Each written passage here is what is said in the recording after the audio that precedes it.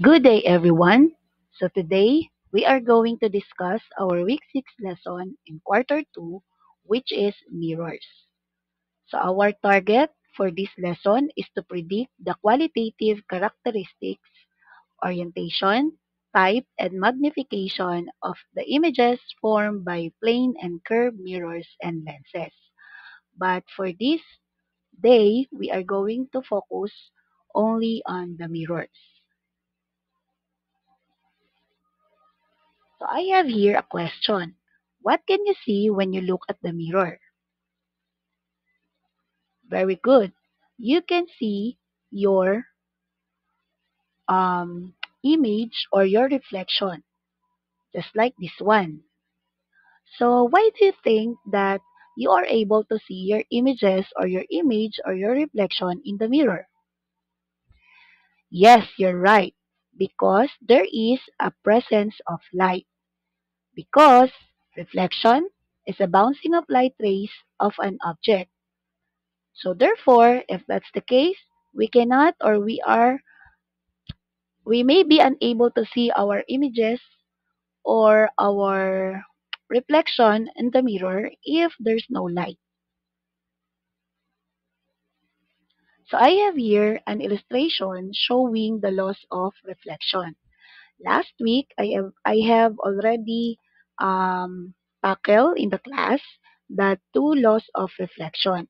So first, let us again review what is the ray diagram for this loss of reflection.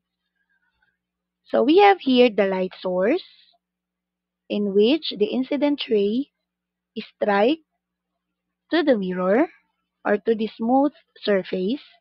So you have here the arrowhead pertaining that the light or the ray is approaching to the mirror.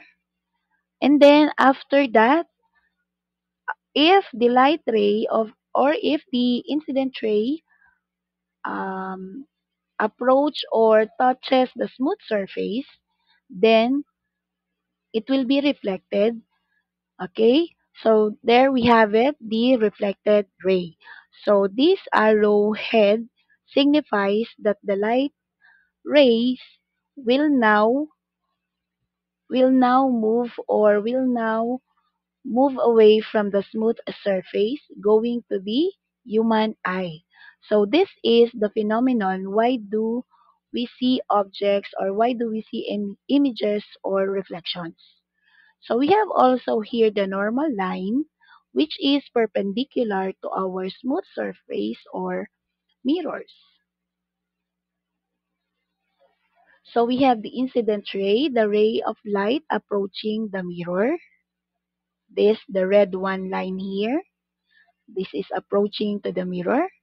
And of course, the reflected ray or the ray of light leaves the mirror and is represented by an arrow pointing away from the mirror.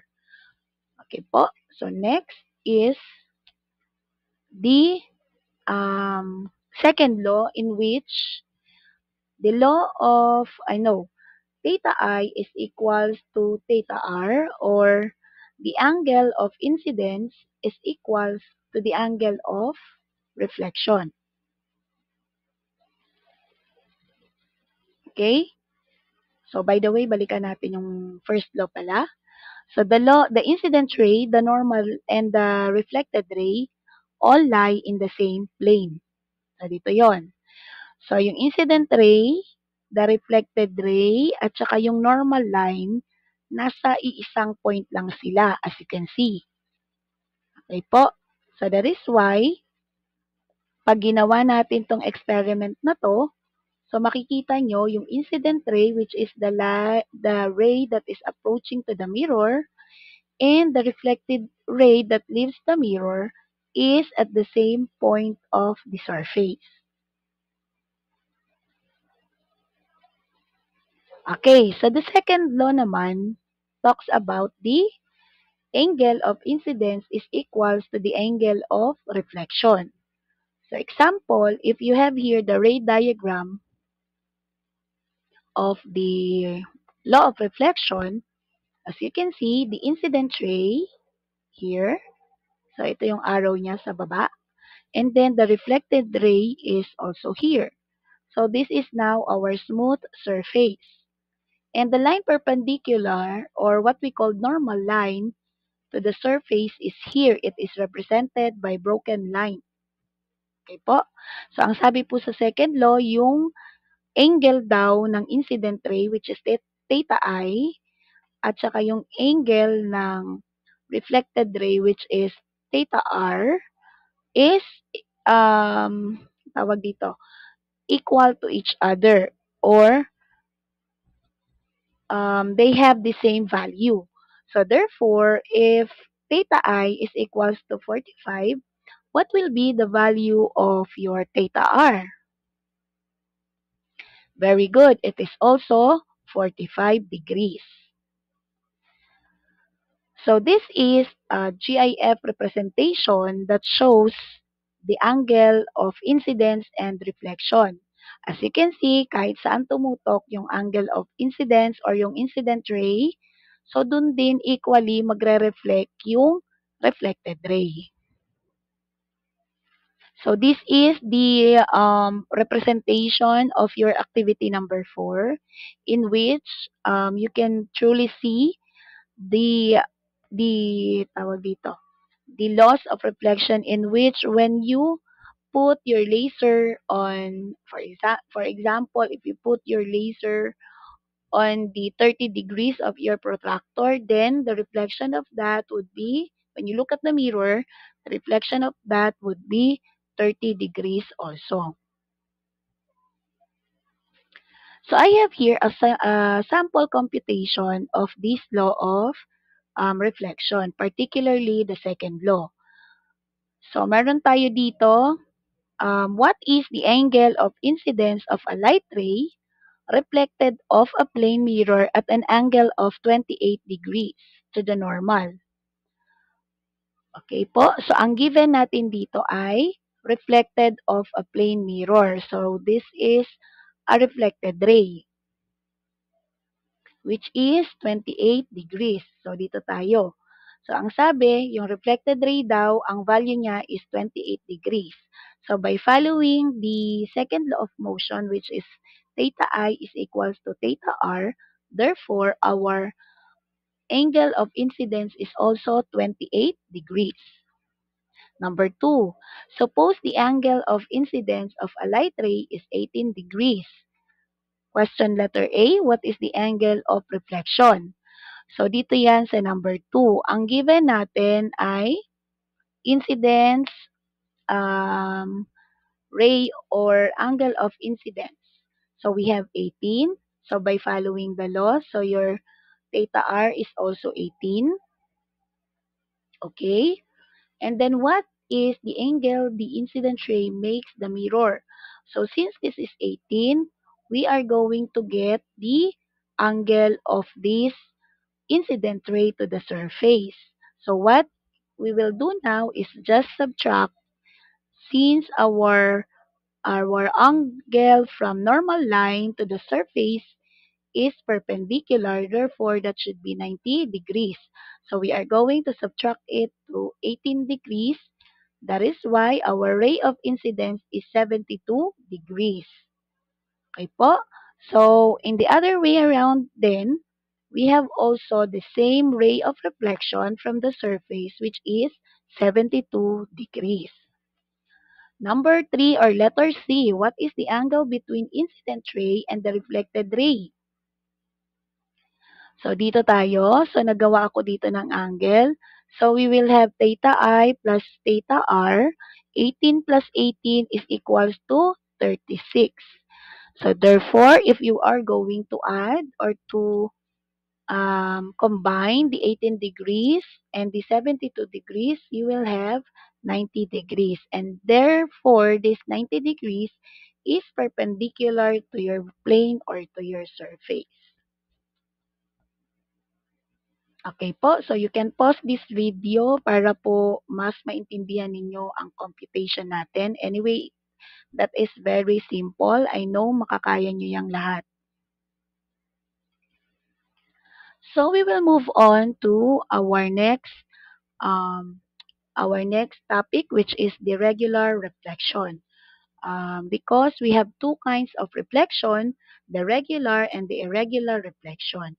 So pag sinabi nating regular reflection, the reflection of light on smooth surface such as mirrors or a calm body of water. So ibig sabihin, pag nakita mo siya dyan, it is almost perfect. Okay po, hindi siya rough at saka maganda po yung pagka-form ng reflection niya or images. While on the irregular or diffuse reflection, this is a reflection of light on rough surfaces such as clothing, paper, wavy water, and the spalt roadway. So dito po kasi pag rough ang surface, of course, the image or the reflection will be rough also. So kung titingnan natin yung illustration na to, makikita natin yung difference between the two. So we have specular or regular reflection. As you can see, the incident ray and the reflected ray are very, tawag dito, aligned no, to each other or very smooth. Kasi nga po, yung plane na to ay smooth. While in the diffuse naman, tingnan natin, so diffracted po siya. Okay, diffracted. Magulo po ang kinalabasan ng kanyang reflection. So since na-mention ko na po yung diffracted, of course, you already know also the refraction. So yung refraction naman is the other side of the forming of images, which is the bending of light. So pag sinabi nating refraction, it is the bending of waves such as light or sound as it passes from the transparent medium to another, causing a change in its speed and direction.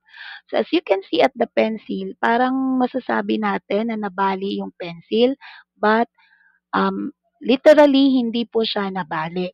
So there is a bending of light that results to this image. Okay po. So next is we have this figure. So as you can see, how does this refraction form? So, meron tayong incident ray dito, and then meron din tayong angle of incidence. So, kung walang ibang medium po dyan, no? Kung walang ibang medium, so, typically, dapat iyan ay reflected to the other side of the surface. But, since there is a denser medium, so, therefore, yung angle niya ay magre-refract. So, we will now have our refracted ray.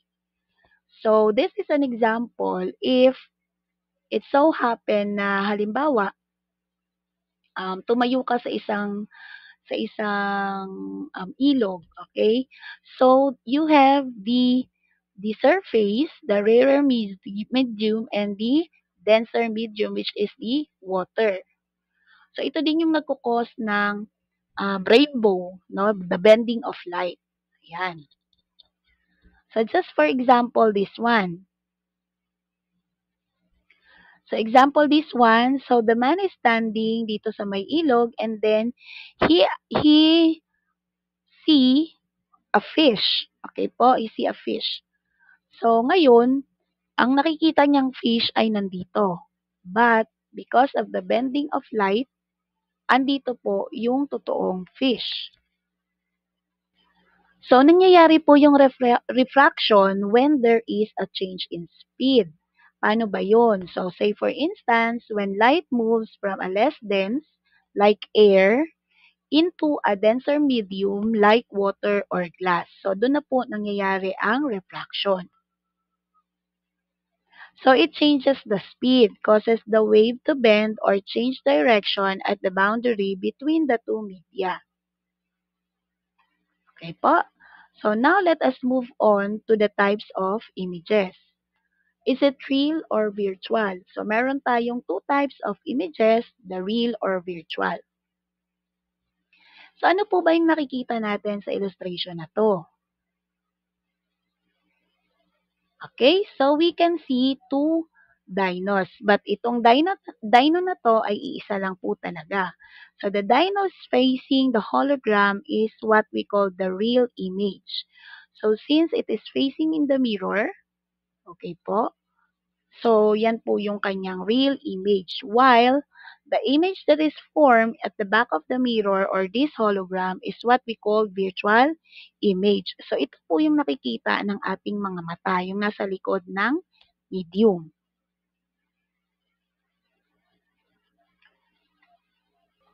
Okay po. So when we say virtual image, it is upright, form at the back of the mirror, gaya ng sabi ko kanina, at nakadepende din sa use of the mirror.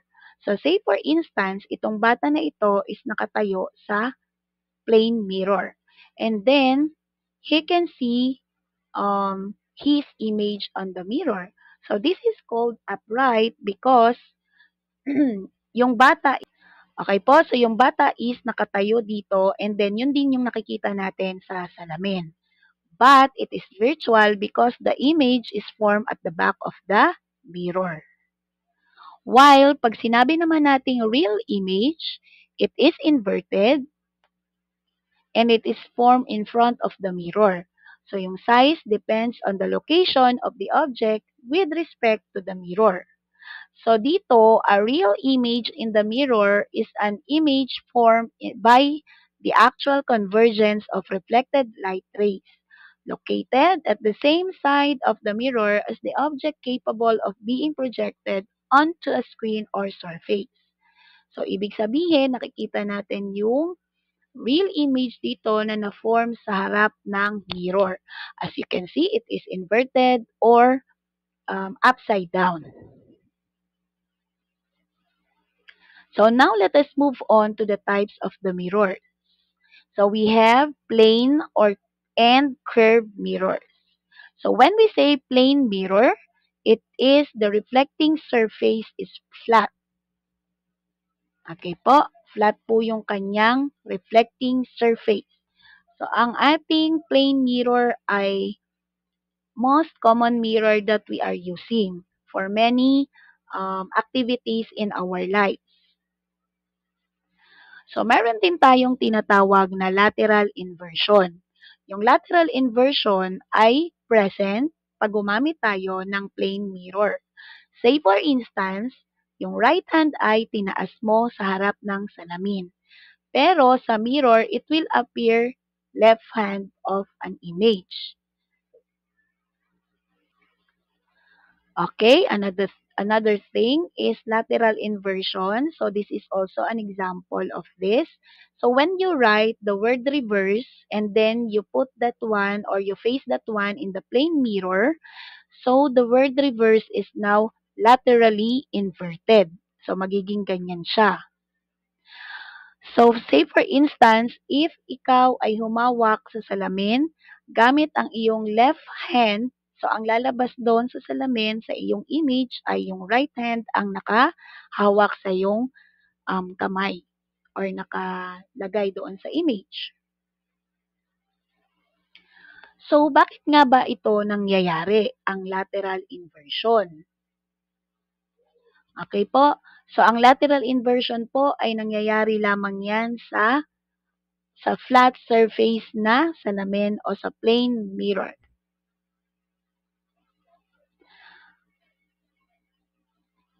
Okay po. So, since sa plane mirror, ina-apply natin yung law of reflection in which yung angle ng incidence is equals to the angle of reflection.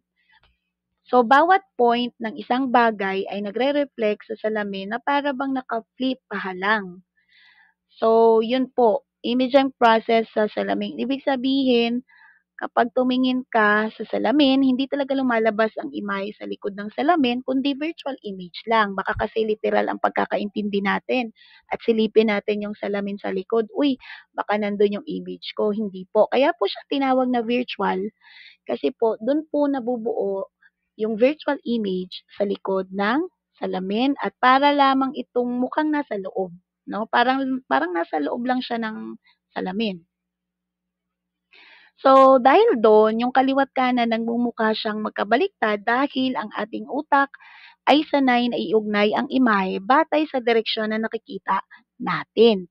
So dahil po yan sa ating brain development or brain activity. Okay po? So, sanay po kasing i-pattern ng mga brain cells natin kung ano yung mga nakikita natin. So, kaya po siya nagbabaliktad. So, ibig sabihin pala, class, ang lateral inversion that we experience is not caused by the mirror, but by our perception of the mirror image. So, walang kinalaman yung salamin dito. Perception po talaga yun ng utak natin. No po? Kaya po siya nagla-lateral inverse or left-right reversal, ang other term for that.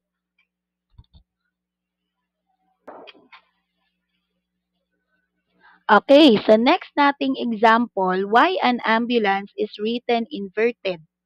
So, bakit nga ba siya inverted? And then, when we look at the side mirror of our sasakyan or of our cars, makikita natin na hindi na siya inverted. So, the reason why behind that is that para po, yun nga, nasabi ko na, pag nakita natin sa gilid ng sasakyan natin or sa ating convex mirror, ay makikita natin yung word na buo na ambulance.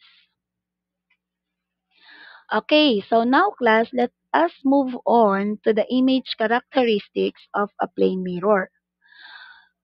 So we have here the virtual for the type because we are going to identify the lost or the qualitative characteristics of image formed by mirrors. So lost stands for, L is for location, O is for orientation, S is for the size, T is for the type. Okay po, so pag sinabi po nating type, meron tayong dalawang klase niyan. It's either virtual or real. Again, yung virtual at the back of the mirror, yung real naman in front of the mirror. Pag sinabi naman nating orientation, meron din tayong dalawang klase niyan. It's either erect or upright. Pero dito sa plane mirror, it's either erect or upright or inverted. Pero dito sa plane mirror, it is always erect or upright. Sa size naman, pag plane mirror, we have the same size as the object. So, meaning to say, kung ikaw ay 5 flat, tapos nanalamin ka sa isang body mirror, pag sinukat mo yung image mo doon, it should be 5 flat din. Okay, so next is the location. Image distance is equals to the object distance. Ibig sabihin, kung gaano ka kalayo doon sa plane mirror, pag sinukat mo yun pabalik, ay dapat ganun din ang kanyang distance.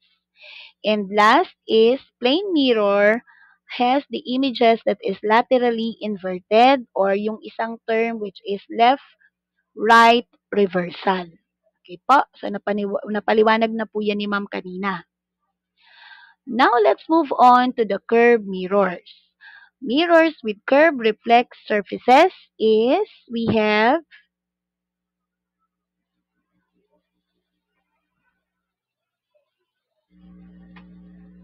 the concave and the convex mirror.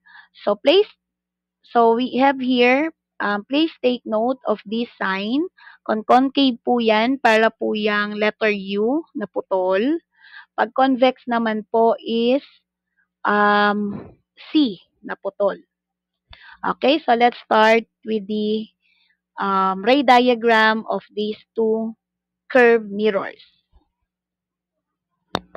So as you can see on the concave mirror, your incident ray is striking to the mirror, and then after that, your reflected ray is passing through the focus.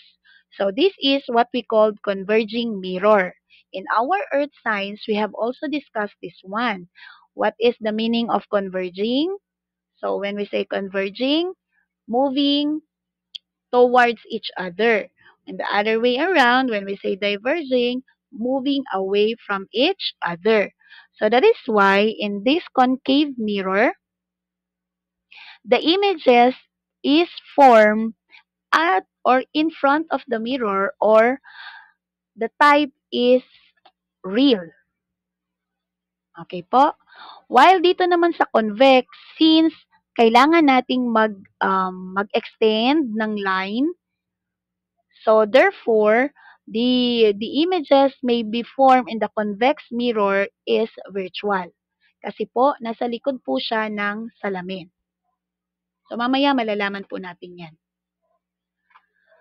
So curved or spherical mirrors, these are kind of mirrors with a curved reflecting surface. Have surfaces that are shaped like part of a sphere. The surface may be either convex or bulging outwards, or concave, bulging inward. So, unahin natin yung concave mirror. So, yung mga concave mirror, these light rays converge at one point. Gaya nung pinakita ko kanina na ray diagram, nasa focus po dumadaan lahat ng kanilang reflected ray. But take note that this is after they strike the mirror. Okay? So, they produce both real and virtual images. Pero nga, kung depende po kasi yun sa distance ng object rather. So, it can be produced or it can produce real, nasa harap ng salamin, or it can produce also virtual images. So, yung mga concave mirror, it forms an enlarged image depending upon the position of the object. So, the more na mas malapit sila, malapit yung object doon sa concave mirror, the more na magiging malaki po yung image. So, say for instance, we have here the example. So, yung ginagamit po ng mga dentist natin sa dental activities, yan po ay concave mirror. The more na ilapit nila yung salamin na yan, the more na makikita nila yung status ng mga ngipin natin. So, meron din tayo dito, yung sa mga grocery stores, concave din po yan. Meron din tayo sa mga daanan or crossroads natin. And of course, this one. I don't know this one. Basta po, ang kanyang logic lang is pag lumapit ka dyan, the more nalalaki po yung iyong image. So next curve or spherical mirrors is convex mirror. This is a curved mirror in which the reflected surface bulges towards the light source. So inner surface reflects light. Okay po, so tingnan natin. Pinaliwanag ko na din kanina na kapag yung incident ray ay pumasok, nag-strike sa convex mirror, it will reflected outside or palayo sa mirror. Okay po? So these are the example of our convex mirrors. So we have here the side, anong tawag dito? Yung salamin sa car, or side mirror, and then also this one, the establishment. So, yung convex mirror, parang pinapakita niya yung wide view, no, ng isang image, yung wide view. Okay, so next is we have the image formation of spherical mirrors. And then we have our ray diagram. It is the method to predict the characteristics of image formed in curved mirror. So, meron tayong characteristics. So, yun po yung ating loss kanina. And mamaya, pag nag-ray diagram tayo, titingnan natin kung ano ba ang characteristics ng image that will be formed later. So, before that, let us identify the parts of these convex and concave mirrors. And this may be the parts also of the ray diagram. Number one is we have vertex. It is represented by capital letter V. It is the middle portion of the mirror. Next naman is center of curvature, which is letter C. Capital letter C. It is the center of the sphere of which the curved mirror is a part. Number three is radius. It is represented by letter R na maliit. Is the distance between the center of the curvature and the vertex. And then the principal axis, which is letter P na malaki, it is the line draw passing through the vertex and the center of the curvature. Yung letter P na yan. We have also the secondary axis, which is represented by capital letter S. This is a line drawn through the center of the curvature to any part in the mirror. Okay, mamaya po, papaliwanag natin. Number 6 is the aperture or letter A na malaki, which is the opening of the mirror. F, the focus, letter F na malaki, is the point where the reflected rays meet. Focal length or maliit na letter F is the distance between the focus and the vertex. Now, alam na natin yung different parts ng convex tsaka concave mirror. Now, let us begin our ray diagram.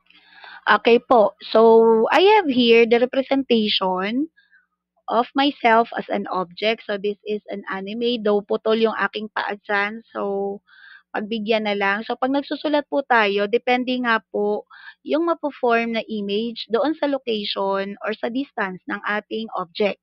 So, dito, I put myself beyond C. Okay? Beyond C. So, mamaya i-aano natin siya. So, let's start now the ray diagrams for concave mirror. But first, I want you to take note the 4 principal rays in curved mirrors. The PF ray, the FP ray, CC ray, and the V ray. So, pag sinabi nating PF ray, ito yung light rays na magmumula sa parallel to the principal axis going through your focus. Or it will be reflected to your focus. Number 2 is the light ray that strikes the focus and then moving to your mirror, and then it will reflected parallel to your principal axis. And then number 3 is the CC ray, because when you put or when the light strike at the center of the curvature, the ray will retraces. Okay, so let's start. Light rays parallel to the principal axis passes through the or diverge from the focus after reflection. So, ito po siya. Una muna yung light rays daw is dadaan parallel sa principal axis and then to the mirror, and it will reflected to your focus. Next, light rays passing through or directed towards the focus is reflected as a ray parallel to the x-axis or principal axis. So, ayan na po yung ating ray number 2, yung green. So, this is what we called also the PF ray. FP ray. Kung itong red ay PF ray, kasi nga principal axis tapos focus, itong green naman ay F, kasi nga yung incident ray ay nauna sa focus going to parallel to the principal axis. So, ang third ray naman is the light ray passing through you or directed towards the center of curvature, retraces its path after reflection.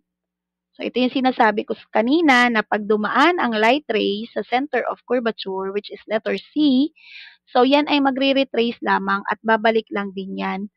Magre-reflect lang din yan pabalik sa kanyang trace. So, ayan po, nilagyan ko ng black para po malaman natin na reflected ray na po yun. So, when you're done tracing your ray diagram, when you're done tracing your light rays, mapipredict na po natin yung ating image sa pamamagitan po noong laws na sinabi ko kanina. So, ang ating image ay makikita natin sa intersection ng lahat ng light rays. Okay po, kaya dito iniba-iba ko siya ng kulay para ma-identify talaga natin kung saan sila nag-i-intersect. And to give you a clue, class, pagka po ang orientation ng inyong image ay nasa baba ng parallel ng principal axis rather, so the orientation of that one is inverted. That is why kung nakikita nyo yung image dyan is nakabaliktad. No? Yan po ang tatandaan natin pag nasa below ng principal axis ang kanyang image na na-form. So, dyan po nag-i-intersect again yung ray 1, which is the red, ray 2, which is the green, and then the ray 3, which is the orange one. So, ano ang ating magiging qualitative characteristics? So, yung L stands for the location. So, the image is located in the middle of C and F. So, yung orientation naman is inverted. Yung S naman is i-compare natin yung image to your object which is smaller. And the type is real kasi nga po siya ay nasa harap ng salamin. Ayan, nasa harap po siya ng salamin. Okay, so we got it correctly. Now, let us move on to the ray diagram for the convex mirror. So, pagdodraw ng tawag dito, ng ray diagram ng convex mirror, as you can see, yung ating mirror ay pabaliktad na siya, hindi na siya letter U. So, ito ay letter C na po na putol. Okay? So, first step is to pick a point on the top of the object and draw two incident rays traveling towards the mirror. Okay po, 1 and 2. Incident ray po yan. Next is, once this incident ray strikes the mirror, reflect them according to the two rules of reflection for convex mirrors. Okay po, so magre-reflect po yan away from the mirror. Yan. And the next is step number 3, which is you are going now to locate and mark the image of the top of the object. So, ang image natin dito, class, basically, makikita natin siya at the back of the mirror. That is why it is very important na mag-e-extend tayo ng ating reflected rays. Since the two reflected rays are diverging, they must be extended behind the mirror in order to intersect. Kasi nga po, hindi sila pwedeng mag-intersect. Kasi nga po ang hinahanap natin na intersection dito is yung reflected ray. Kasi diverging po ang ating mirror. So using a straight edge, extend each of the rays using dashed lines and draw the extensions until they intersect. The point of intersection is the image point of the top of the object. So magda-draw tayo dito ng dashed lines or broken lines na po sa kanilang reflected ray. And then when time comes na mag-intersect na sila, so ito na po yung kanyang image. So how are we going to identify the loss? Okay? So yung location nito is before F. And then since it is at the top of the principal axis, therefore ang kanyang orientation ay upright. Ang size naman is smaller than the object. And the type is, ang type niya ay upright. Okay po. Ang location is before the focus. Ang orientation niya ay upright. Ang size niya ay smaller sa object. Ang type niya naman ay virtual. Okay, virtual po kasi nasa likod siya ng salamin. So, simple uses na tayo. Application ng convex mirror, side mirror ng ating sasakyan, grocery stores, ayan, dun sa mga tawag dito, daanan, because convex mirrors provide visibility at blind spots such as hallway, corners, and driveways, exits. So, sila yung nagpo-provide ng blind spots, no? Visibility, yung makikita mo talaga yung mga, kasi nga, naka-wide, wide, yung kanyang image, no? Naka-wide. Or malapad yung nakukuha niyang reflection. And then, the round form of fish-eye mirrors was considered as a mark of luxurious lifestyle, which started from 15th century. So, this is what we call fish-eye mirrors. Luxurious daw yan, mahal daw po ang mga iyan. Okay po. So, eto din po, ginagamit din natin yan sa ating side mirrors, no? Para po mas malayo or mas makita natin yung nasa likod natin na mga sasakyan. And then, sa parking space or parking lot. And then, ito po, sa mga establishment.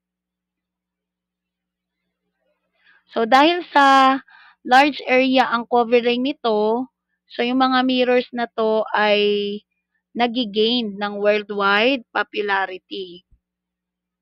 Not just in common daily lives, but these mirrors are now used as the best safety product for preventing road accidents. So, yun talaga yung pinaka-purpose niya. So, they are also using this one in the, eto na-experience natin, halimbawa pupunta tayo ng mall. So, i-check upin yung sa car, sa ilalim. So, ayan din. Nakikita din po lahat yan sa ilalim, no? Yung device na yan, which is convex mirror. So, pwede siyang gamitin as inspection device where it is hard to reach. Here, the mirrors are mounted on the proper rod and extended with lights under the object to be viewed. Ayan po. So, ayun lamang po, grade 10. Sana po ay meron kayong natutunan sa araw na ito. I do hope that you will now have the idea for our next lesson next week. We will be doing a lot of ray diagramming, and also we are going to tackle the lenses. Okay po? So, thank you very much and have a good day. Goodbye!